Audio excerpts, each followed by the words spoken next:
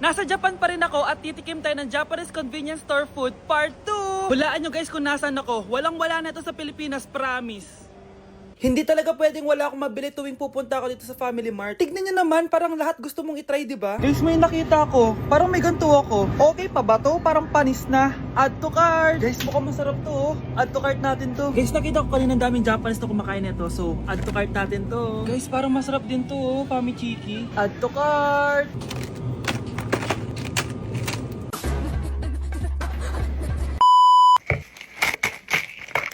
Tikman na natin! Una natin titikman na itong mukhang baya. Bakit kaya ganito kulay niya? Ito yung amoy niya, amoy mani. Unang kagat. Masarap siya pero lasa siyang mani. Oo eh. Masarap siya. Sarap siya. 7 out of 10 to. Next natin tong Pamichiki. Tignan nyo guys, grabe. Walang buto to ah. The best! Pupunta talaga ako ng Japan para lang dito. Buhay ko out of 10 to guys. Next, mag-drinks muna tayo. Sarap. Wala akong masabi. Ang sarap niya. 10 out of 10 to sa akin. Ang daming Japanese na kumakain nito kanina. So, try na natin kung masarap ba talaga. Yung natik mo. Para siya marshmallow. Ayos din yan. Masarap siya pero medyo matamis siya. Mahilig sa matamis. Sarap! Oh, eh. Next natin itong palaging kinakain ni Honey Bunch. So para siyang pandesal na may feeling sa loob. Dami pala niya. May laman siya guys. You know? Masarap siya pero wala siyang lasa. O yun naman, magko-comment na naman masarap pero walang lasa eh. I'll give it 7 out of 10. Next natin tong parang mushroom na parang chocolate din. Next natin tong Ganito yung itsura niya.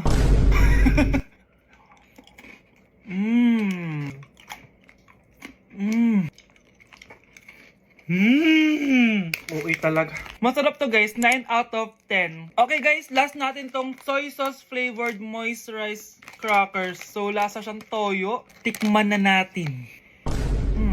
May singit. So ganito yung itsura niya. nga, may singit.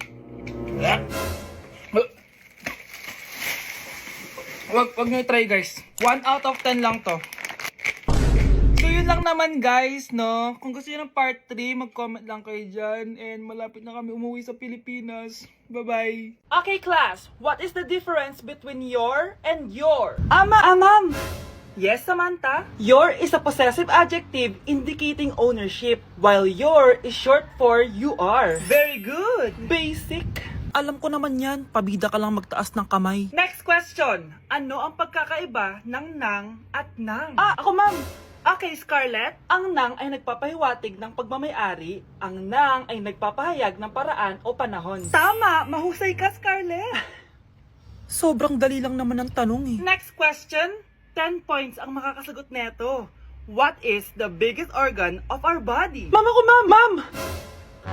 Akin lang tong 10 points na to. For sure, hindi mo naman alam yan. Yes, Samantha. Nauna ka kay Scarlett. Ang biggest organ of our body is stomach. Mali!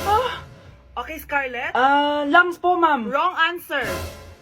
Wala na bang gusto sumagot, class? Ma'am, ang biggest organ of our body is skin. Correct! Tignan niyo si Kyle, oh. Kahit di nakikinig sa akin yan, tama ang sagot niya. So, Kyle, paano mo nalaman ang sagot? Yun po kasi sabi sa Google eh.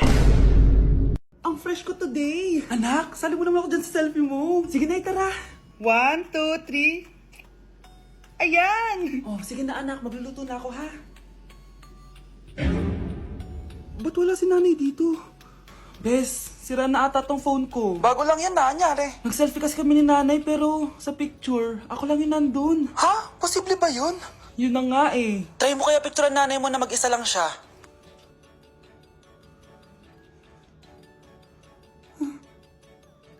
Wala talaga siya. Anay, bakit mo ako pinipicturean, anak? Sabihin mo sa akin yung totoo, Nay. Ano ka ba? Bakit hindi kita makita sa mga picture? Ha? Patingin? Oh, nandito naman ako Ano sinasabi mo, anak? Alam mo, anak, kumain ka na doon. Gutom lang yan. Scarlett, mag-ingat ka sa nanay mo. Ha? Bakit po, tita? May malalim na dahilan kung bakit hindi siya nakikita sa picture. Alam niyo po yung tungkol dun? Sige na, Baka makita pa ako ng nanay mo. Kaaway ako nun. Tita! Oras na para malaman mo kung sino ka talaga, Scarlett. Mukha ka na namang stress, anak. O eto, mawawala yung iniisip mo. Ano to, Nay? Gatas lang yan, ano ka ba?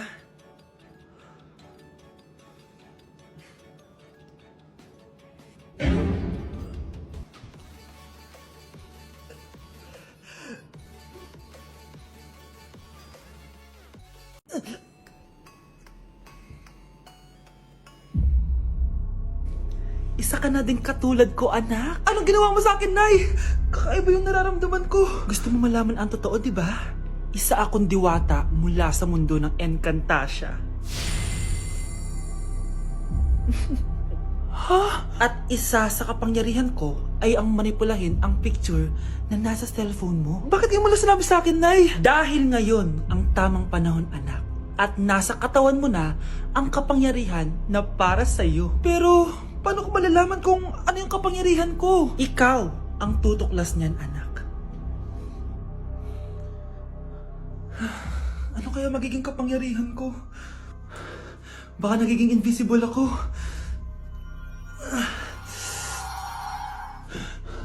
Hindi ako nawala. Baka kaya ko magpalutang ng gamit.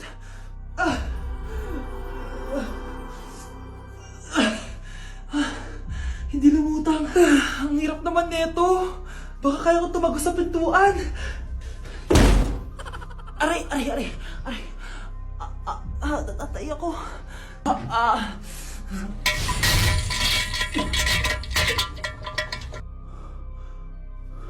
Ano yun?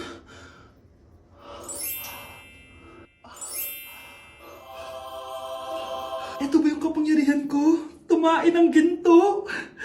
Nay, alam ko na yung kapangyarihan ko. Tumatay ako ng ginto.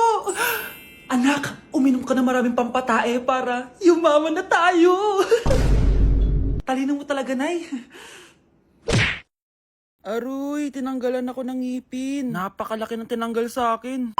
Hello guys! Kung napapansin nyo, naka-brace na naman ako. Ilang araw din ako di makakain na maayos dahil sobrang sakit niya, guys. So bakit nga ba ako nagpa-brace ulit? Fun fact lang guys, 6 years na ako naka-brace before. Pero di pa rin na-address yung issue sa ngipin ko. Kung makikita nyo sa picture guys, medyo palabas or flared yung ngipin ko. Kaya naman nag-decide na ako na magpa-brace ulit. Sabi din ng dentist ko, kailangan daw tanggalin yung 4 na premolars ko para daw pumasok yung mga ngipin ko. Kaya ngayong araw, tatanggalin yung mga premolars ko. Bago pala ako pumunta ng dentist, kumain na muna ako kasi alam ko di ako makakain mamaya. Buti na lang talaga masarap ang ulam at nakakain talaga ako na madami. Medyo kinakabahan nga ako kasi ngayon na lang ulit ako mabubunutan ng ngipin. Yung last bunot ko ata nung bata pa ako. Dahil tulog pa si Honey Bunch, di ko na siya gigisingin. Ako na lang mag-isa pupunta sa dentist. Good luck na lang talaga sa akin mamaya. So ayan, kinakausap na ako ni Doc. Sabi niya wala daw ako mararamdaman na sakit kasi may anesthesia naman daw na ilalagay. Ito pala yung x-ray ng mga ngipin ko. So yung may black dot dyan, yun yung mga tatanggalin. Kung makikita nyo din, impacted din yung wisdom tooth ko. So ipapatanggal ko din yan soon. Ito na guys, last look na buo ang ngipin ko. Kasi mamaya bungal na ako. Ayan guys, nilalagay na ni Doc yung naming cream para kapag in-inject na ako ng anesthesia, wala na akong maramdaman. Dito sa part na to, di ko na ma-feel yung bunganga ko. At thank you Lord talaga, hindi siya masakit. Parang hinihila lang yung ngipin mo ganun. Charan! Tapos na, medyo nahirapan si Doc ha. Paano di mahihirapan? Sobrang laki ng kinukuha. Rate ko yung pain niya, siguro 3 out of 10 lang. Pero alam ko mamaya pa to sasakit pag wala na yung anesthesia. Sabi ko din kay Doc kung pwede ko bang itago yung ngipin ko, ilalagay ko lang sa ilalim ng unan. Eto na guys, ang itsura ng ngipin ko ngayon. Bungal ira na. Dalawa lang pala muna binunot ni Doc kasi next week daw yung dalawa pa. So yun lang naman guys, bye! Oh, mahal! Saan ka galing? Galing ako sa doktor, mahal. Nagpa-check up ako. Oh, anong sabi? Malala na daw yung damage sa kidney ko, mahal. Kailangan ko na maoperahan. Kung hindi, alam mo na. Mahal, may savings pa tayo. Gamitin natin yun para maoperahan ka na agad. Hindi ganun kadali yun, mahal. Kailangan daw may mag-donate ng kidney sa akin. Ha? O, edi kunin mo yung sa akin, mahal. Kaya ko pa naman mabuhay ng isa lang kidney ko. Sure ka ba? I love you, mahal. Alam mo namang gagawin ko lahat. Maging okay ka lang, di ba? Congrats po, ma'am, sir. Successful po yung operation yung dalawa. Salamat, Doc. Mahal, narinig mo ba yun? Okay ka na. Mabubuhay pa ako ng matagal, mahal. Salamat sa'yo. Mahal, nilutuan kita ng paborito mo para agad ka nang gumaling. Hoy, mahal, sino kausap mo? Ha? Ah, wala to, mahal. Kaklase ko lang dati to. Kinakamusta lang ako. Ah, o sige, kain na tayo. Ah, oh mahal, okay ka lang? Ah, oo, tara, kain na tayo. Mahal, nakakagalaw na ako ng maayos oh. Di na sumasakit yung tahi. Aba, baka magulat ako. Nakakatakbo ka na rin. Mahal, aalis pala ako mamaya. Kasama ko yung dati kong kaklase. Celebration lang kasi gumaling na ako. Pwede ba akong sumama? Ha? Wag na mahal, baka mapano ka pa. Magpahinga ka na lang dito sa bahay ha. Mahal, mag-ingat ka dun ha. Mahal, alis na ako ha. Yung cellphone mo.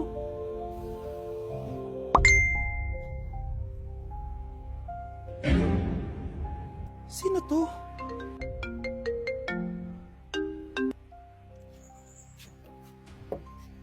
Hala, cellphone ko. Hello babe, papunta ka na ba? Miss na kita. Mahal, naiwan ko yung cellphone ko. Walang yaka. May kabit ka?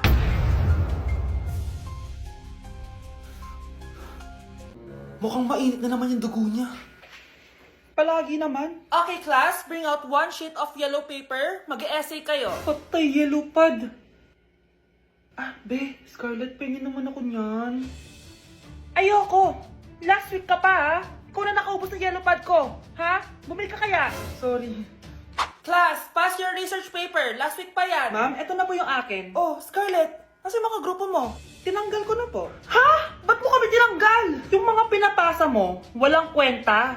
Binigyan na kita ng chance, di ba?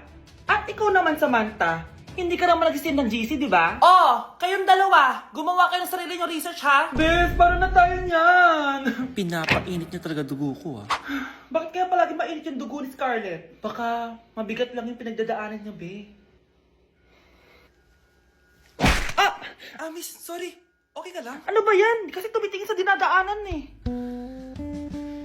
Bes, tignan mo, bulag ka ba, ha? Kita mong dumadaan ako dito tapos babanggain mo ako? Wow! Maldita ka! Kala mo di kita papatulan? Oh, bakit? Porket cute ka? Porket type kita?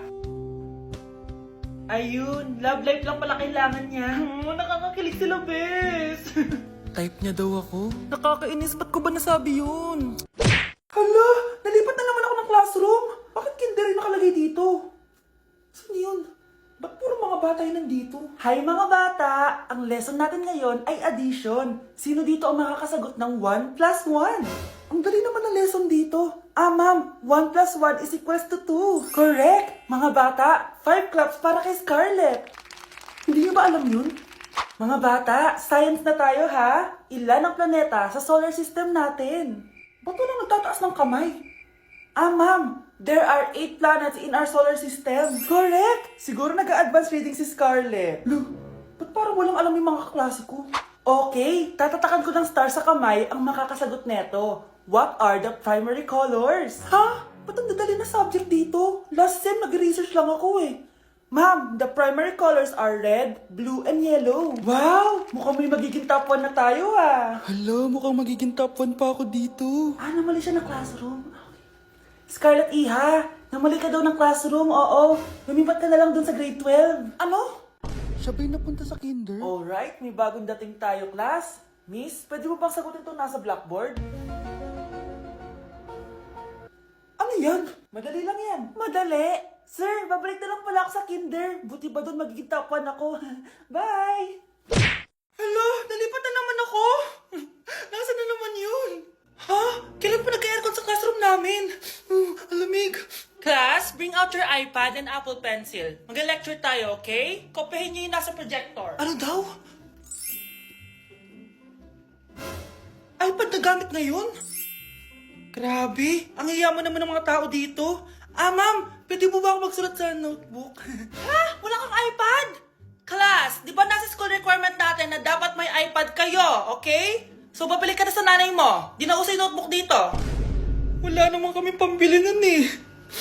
Oh, class, i-share nyo naman kung saan kayo pumupunta tuwing weekends. Ma'am, nasa Japan po kami tuwing weekends kasi malamig dun tapos may snow pa. Ma'am, sa Paris po kami. Nandun po kasi yung Eiffel Tower tapos sila mami po kasi mahilig mag-shopping dun eh. Lu, ang bongga naman ng mga to. Oh, ikaw Scarlett. Sa kwarto ko lang po, ma'am. Kailangan po ba umalis? Hindi naman. Siguro mas gusto ni Scarlett yung nagpapahinga siya sa magandang kwarto niya.